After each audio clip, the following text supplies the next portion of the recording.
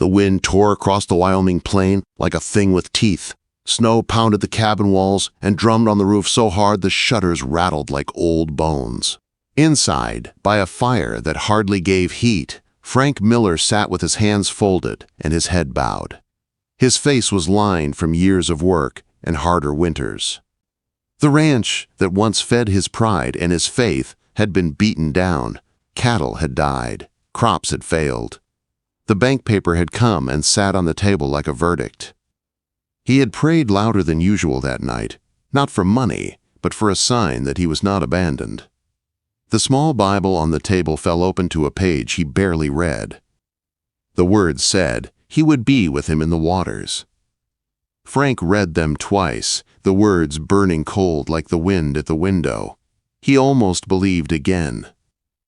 Then came a sound that did not belong in a place so far from town, not in a storm like that. A knock at the door, soft at first, then firmer, polite as an honest person would be. Frank rose slowly, lantern in hand, boots creaking on the wood floor. "Who is there?" he called. "Hope Abbott," a woman's voice answered, breath shaking from the cold but steady. "From the Boston Matrimonial Agency. I am your bride, Mr. Miller." The word hit him like a winter gust. He had written that letter months ago in a moment of lonely pride and a hunger for help. He had given up hope he would ever send it. He had not paid the fee. Yet here she stood, small against the wind, a dark shawl over her shoulders, frost on her bonnet, a leather trunk at her feet. Frank opened the door, and the snow poured in. She lifted her chin. Her eyes were blue and steady, her cheeks raw with cold. She said she had walked the last miles when the coach broke, that people told her the Miller place was near. She did not ask for money. She had read his letter, she said, and she had come because he had written honestly about losing much more than cattle. He was angry and stunned, and something else that felt like fear and need mixed together. "You best come in," he told her. "You cannot stay out there." He shut the door against the wind and watched her change the room. She straightened the fire, stacked wood with sure hands, and warmed the skillet as if she had been doing it her whole life. She unpacked a few things: a Bible with worn pages, a tin of needles, a hairbrush, a faded handkerchief. Frank stood in the corner and watched, not sure if this was a kindness or a foolish trick of his tired heart. She kneaded dough for corn cakes, as if she had done it every morning. The smell of food filled the cabin and made Frank's stomach ache with want. When she prayed before they ate, her voice was soft and honest. He listened, even though he had not listened in a long time. In the morning, the storm had let up, and the world outside was white and still. The barn roof sagged where snow had found its way in. A few cows remained, thin and coughing. Frank expected more bad news. Instead, he found hope moving through the place with a calm he had not seen in anyone for years. She told him, almost in passing, that she had been a teacher in Kansas City, and before that, she had worked with a doctor. Frank frowned. Teacher and doctor's helper did not fit the picture he had in his head of a mail-order bride. He watched as she knelt beside a sick cow, her hands gentle on its head, her voice low and steady. She mixed a paste from things she pulled from a small bundle in the pantry. The smell of pine and vinegar rose up, and the animal's breathing eased. Frank stared, unable to hide his surprise. "How do you know that?" he asked. "I learned," she said simply. "I learned because someone taught me, and because people needed help." The first day she rode into town with him to register their marriage, folks whispered, "A mail-order bride in a storm." Some smiled, and some scowled. Hope walked with her chin up. She told a clerk the bandage she carried was for a mare back home, and that she would teach school if they needed it. She did not ask for anything. She gave her confidence away like a gift, small and true. At supper that night, after the fire had been banked and the house smelled like warm bread, Frank tried to measure her. He asked why she would come for a man who had not paid a fee. She returned a worn paper, his own letter folded and dog-eared. "You wrote the truth," she said. "I came because the truth sounded like someone who still listened to God." Frank did not know he still answered to that voice inside until he heard himself say, "Maybe God ain't finished with me yet." Hope smiled without triumph. Maybe not. The week after, the work at the ranch began to change in small, stubborn ways. She patched torn blankets and sewed holes in saddles. She fixed the roof where water had leaked into the hay. She rose before dawn and checked every animal, and when she mixed her tonic for fevered cows, she did it without asking for thanks. Neighbors began to drop things off, flour or a plank or a sack of oats, not because she asked, but because they had seen the way Frank looked lighter when he watched her move about the barn. Rumors spread with the winter wind. The mail-order bride has healing hands, one neighbor said. Maybe she would not last. Maybe she would stay. Frank found himself listening for her hum as she worked, catching himself smiling at a small thing she said, and then feeling foolish for smiling at all. Yet an ember in his chest warmed. That ember did not roar into flame, but it glowed, and that was enough. On a night when the stars were like cold lanterns and wind scoured the plain, Frank stood in the barn doorway and watched Hope lift a weak calf and feed it by hand. Her voice was a song, and the calf's eyes brightened. He stepped forward without thinking. "You saved that one," he said quietly. She looked up, her hands full of straw. "Sometimes," she said, "what looks dead can be started again. You only need someone who refuses to let go." He felt something in him that had been buried for years. He did not know then that this small woman who had walked through a blizzard to stand at his door carried more than courage and a hymn. He did not know then that the storm that had driven her here would not leave the ranch the same. But he would soon learn, and what he would learn would test him and heal him and the land and the people around it in ways he could not yet imagine. The days after Christmas settled into a calm rhythm, a rhythm Frank had not known in years. The cold still cut through the Wyoming valley, and the snow still lay thick on the ground, but the ranch no longer felt hollow. Every morning, Hope rose before the sun, humming softly as she stoked the fire and warmed breakfast. Frank would step outside and see her silhouette through the frosted window, moving with quiet purpose that made the cabin feel like a home instead of a dying outpost. One morning, when Frank stepped into the barn, he found her kneeling beside the weakest cow on the ranch. The animal had been fading for weeks, but now its breathing sounded steady. Hope rubbed a mixture against its side, the scent of mint and pine filling the air. Frank crossed his arms. "You know more than you say." Hope looked up with a small smile. "I know what I was taught, and I know not to give up on a life that's still holding on." She spoke so simply, so confidently that he could not help but believe her. As the week passed, something changed in the ranch. The cattle stood taller. Their coats shined again. The barn smelled clean instead of sour. Even the air felt different. Frank found himself walking with lighter steps, his breath not as heavy as before. It puzzled him at first, then humbled him. Hope never took credit. She said the land was healing itself, but Frank knew better. The change had begun the moment she stepped through his door. One day, Hope asked to ride into Sweetwater with him. Frank hesitated. He remembered the whispers the last time they went, but she needed to register her name at the general store ledger, and Frank needed supplies. So they saddled the horses and rode out through the cold sunlight. Sweetwater was small, but every pair of eyes seemed to find them as they rode in. There he is. Miller's got himself a mail-order bride. Poor girl. Bet she'll be gone by spring. Frank clenched his jaw, ready to bark back, but Hope touched his arm lightly. "Let them talk," she said. Inside the general store, Mrs. Dodd stared at Hope like she was something strange on the shelf. Still, Hope kept her chin high, gathering a small bundle of fabric for curtains and a few herbs she recognized. When they left, Frank muttered, "You didn't have to pretend they weren't talking about you." She adjusted her shawl. People talk when they don't understand what God is still building. Frank looked at her for a long moment. He didn't understand everything either, but he wanted to. Later that night, back at the cabin, Frank fixed a broken chair leg while Hope sat near the fire. The quiet felt peaceful. She watched him for a moment, then spoke softly. "Kansas City wasn't kind to me." Frank looked up. "What happened?" She hesitated, her fingers twisting the edge of her shawl. "The man who ran our town came after our land when my father died. He told me I could keep our home if I agreed to marry him. Frank's hand tightened around the chair leg. Did you? She shook her head. I refused. So he ruined my name, my work, everything. I left because staying became too dangerous. Frank felt his chest tighten. He had known loss, but not like that. You walked through a storm to start over with a stranger? She lifted her eyes to his. Your letter was the first honest thing anyone wrote to me in a long time. You said you'd lost your faith but still prayed. I knew then you weren't lost. Just hurting. Silence settled between them, warm and sharp at the same time. Frank didn't know what to say, so he said the only thing that felt true.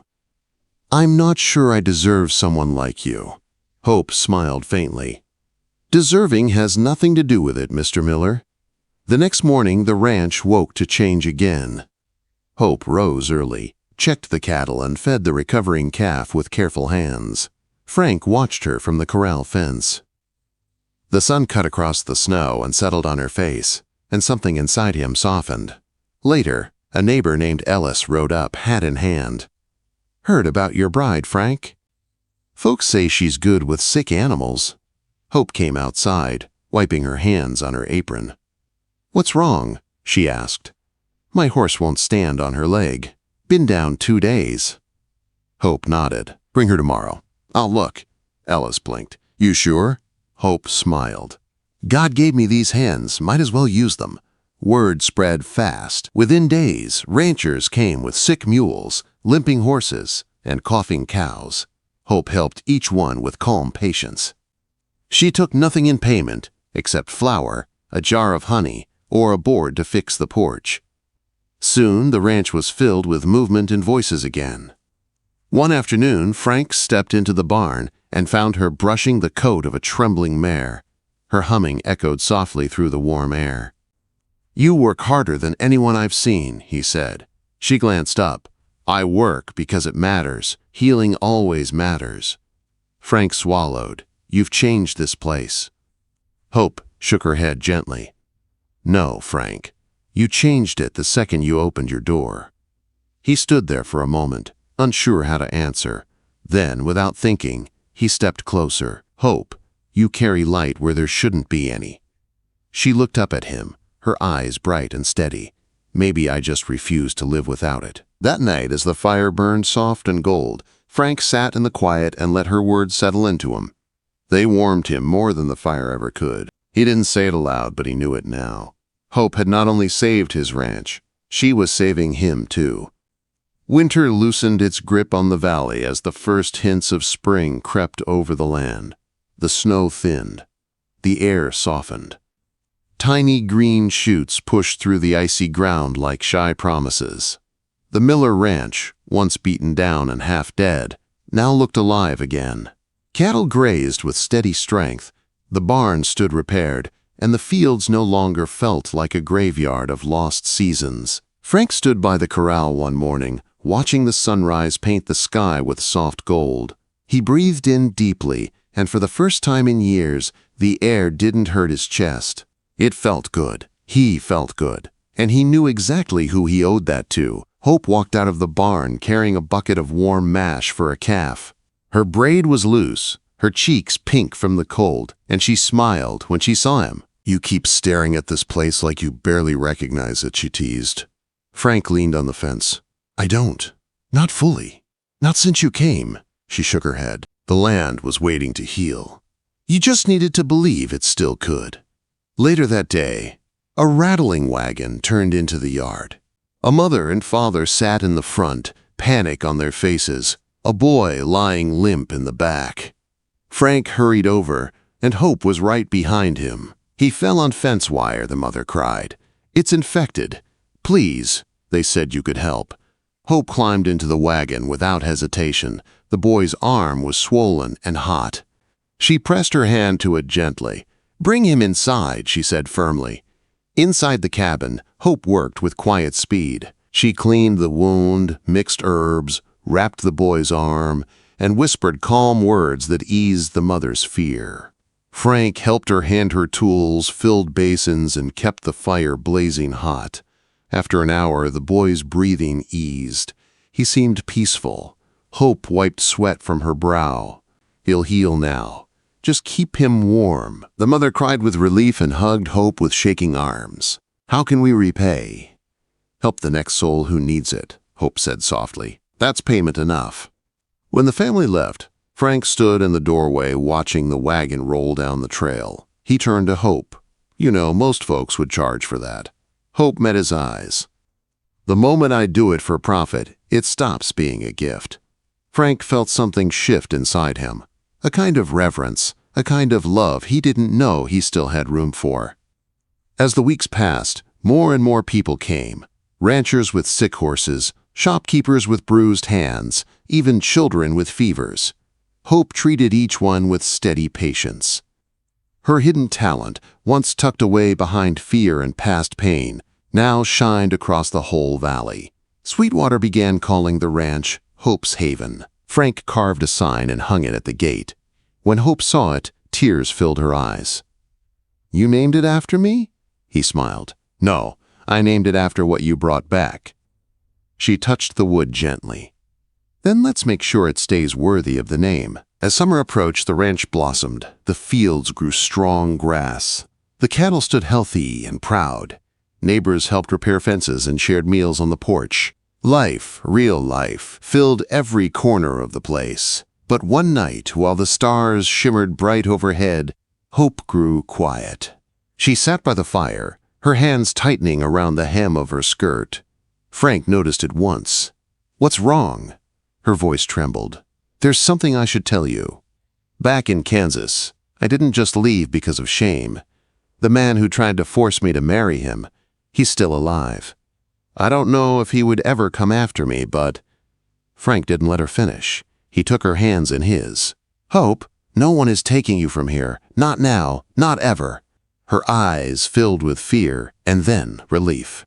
"You don't know what he's capable of. I know what God's capable of," Frank said firmly, "and I know what you're capable of too." Tears slipped down her cheeks. "You mean that?" He pulled her into his arms.